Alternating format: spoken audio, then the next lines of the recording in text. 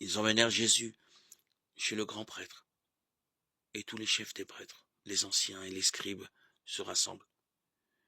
Pierre avait suivi Jésus de loin, jusqu'à l'intérieur du palais du grand prêtre, et là, assis parmi les gardes, il se chauffait près du feu.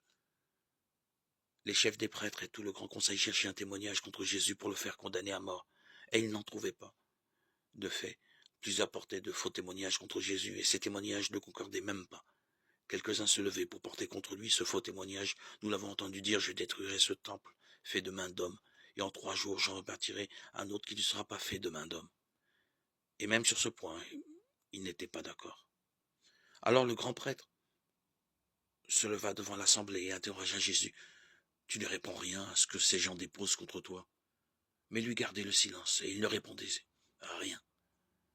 Le grand prêtre l'interroge de nouveau. Es-tu le Messie, le Fils du Dieu béni? Jésus lui dit, je le suis. Et vous verrez le Fils de l'homme siéger à la droite du Tout-Puissant et venir parmi les nuées du ciel. Alors le grand prêtre déchire ses vêtements et dit, pourquoi nous faut-il encore des témoins? Vous avez entendu le blasphème. Quel est votre avis?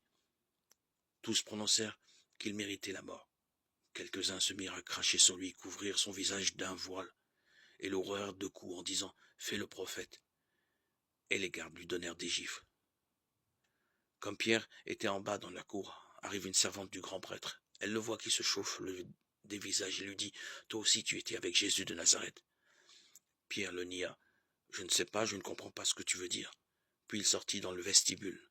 La servante l'ayant vu recommença à dire à ceux qui se trouvaient là « Et voilà un qui est des leurs ». De nouveau Pierre le niait. Un moment après, ceux qui étaient là lui disaient « Sûrement tu en es. D'ailleurs tu es galiléen. » Alors il se mit à jurer en appelant sur lui la malédiction. « Je ne connais pas l'homme dont vous parlez. » Et aussitôt un coq chanta pour la seconde fois. Alors Pierre se souvint de la parole de Jésus. Avant que le coq chante 2 fois, tu m'auras renié 3 fois. Et il se mit à pleurer.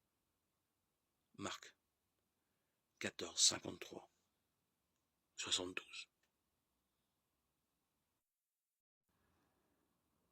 Prenant les 12 avec lui, il leur dit, voici que nous montons à Jérusalem et tout ce qui a été écrit par les prophètes sur le Fils de l'homme s'accomplira.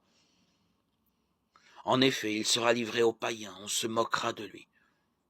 On le maltraitera, on crachera sur lui.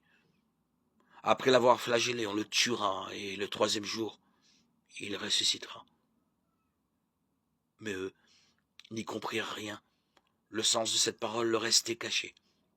Et ils ne voyaient pas de quoi Jésus parlait. Luc 18,